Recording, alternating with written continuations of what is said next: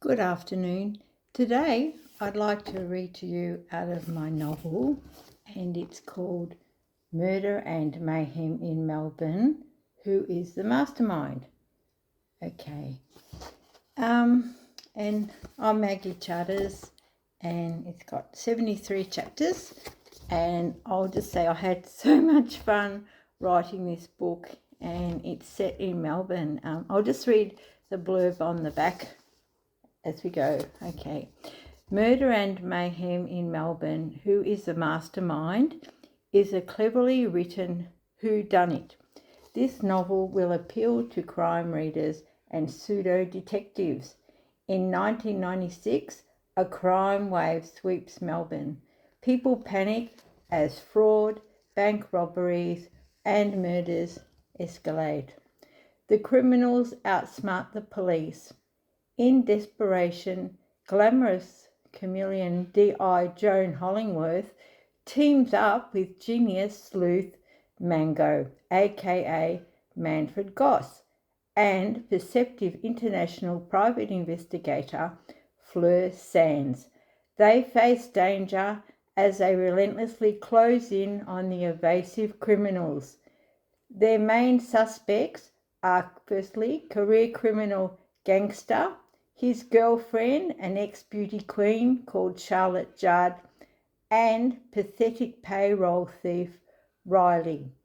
This novel will satiate your sense of adventure and justice. The criminals are caught. Or are they? Everyone has a secret in this gritty novel.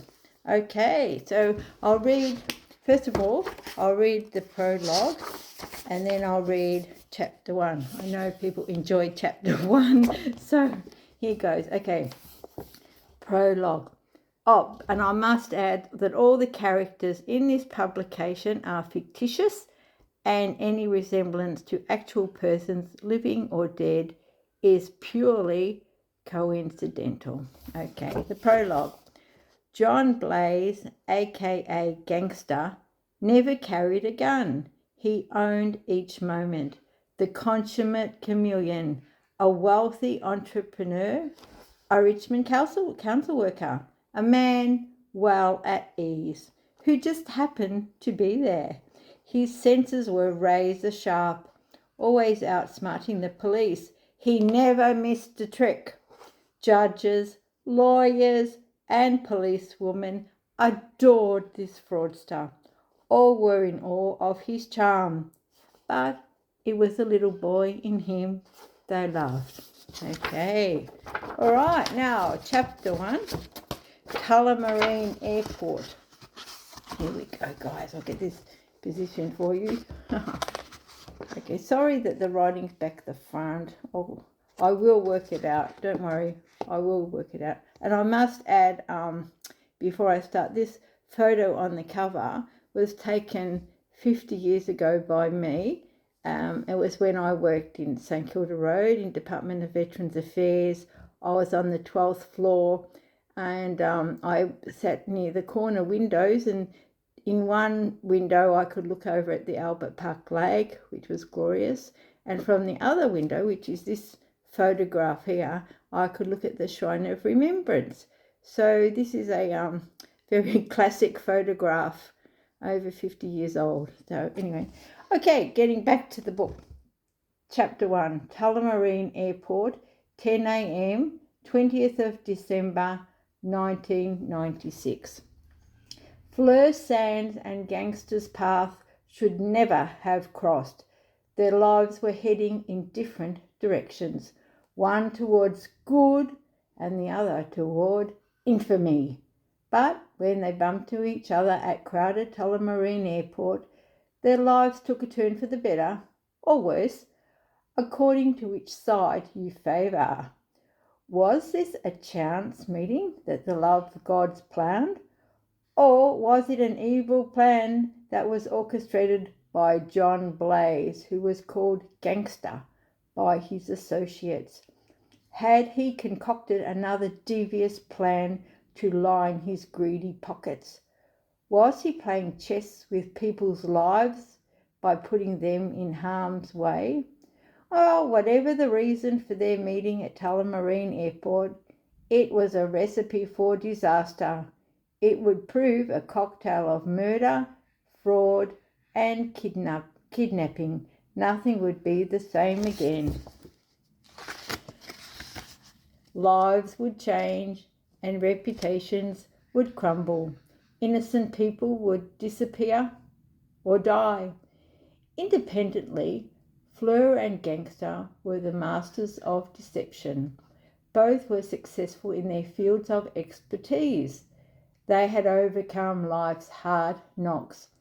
To their merit, they were survivors in every sense.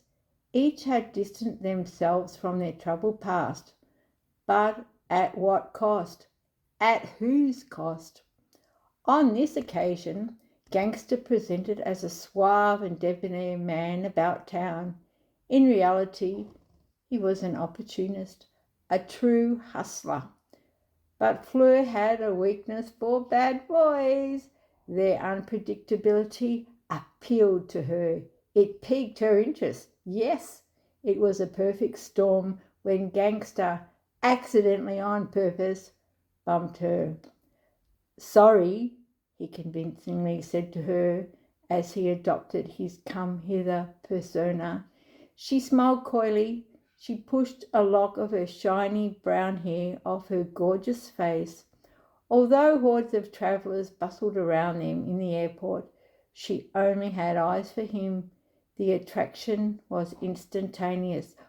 No worries, she replied. Accidents happen.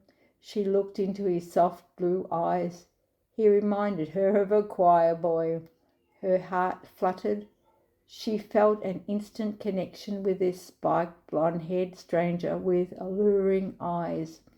It gets crowded around here, he said, extending his hand to her. Yes, she replied, warmly shaking his soft hand. She didn't want to let it go. Today it's like a busy process line, she quipped. It's just the morning tea rush, he added. They all need a coffee fix. Yes, Fleur agreed. Everybody's coming and going. We're just faces in this crazy maze. She winced. Her feet ached. She rubbed her charcoal grey stilettos together. She gripped the handle of her black wheelie suitcase that she'd been carefully pulling. Oh, my feet are killing me, she sighed. Been a long day? He asked sympathetically. She nodded. I could give you your feet a pleasant massage, he purred. He touched her arm with his hand. She blushed. She teased. First, may I buy you a drink at the bar? He cajoled, pointing to the tinted windows of the newly renovated airport lounge. It was a meeting place for executives and tired travellers. We'll get a quiet spot in there, he said, his voice dripping with a rehearsed honey charm. We'll get to know each other over a whiskey or two. A warm invitation, she thought. Sounds promising, she replied as she shuffled her tired feet. My feet are killing me in these heels and I do need to pick me up. I had a long flight and a long day. Me too, he insisted, stepping closer. And nothing compares with sharing a good wine with a beautiful woman. Wow, she thought. Okay, thank you guys. That's chapter 1. So it just gets more and more exciting as it goes on, and it'll just, if you can work out who did it, I'll be very pleased. Please let me know. Okay, this book is available now on Amazon, so grab your copy. It's a hard copy, or you can get it as an ebook. And so it's all, like I said, I write all my books in Melbourne, basically, because that's where I grew up. And I've been doing a lot of advertising for my other book lately, The Last Doll, which goes back like 5 generations in Melbourne. It goes way back. But this book goes back, a couple of decades or more. And yes, and so anyway, guys, I hope you enjoy it. I really enjoyed writing this book, and I love sort of like, you know, creating twisted plots to try and trick everyone. And for me, the characters, they were very engaging, and you know, they just felt like real people. I got to know them as I do with all my books, you know. And so I just hope that, you know, you get your copy soon, and give me your feedback.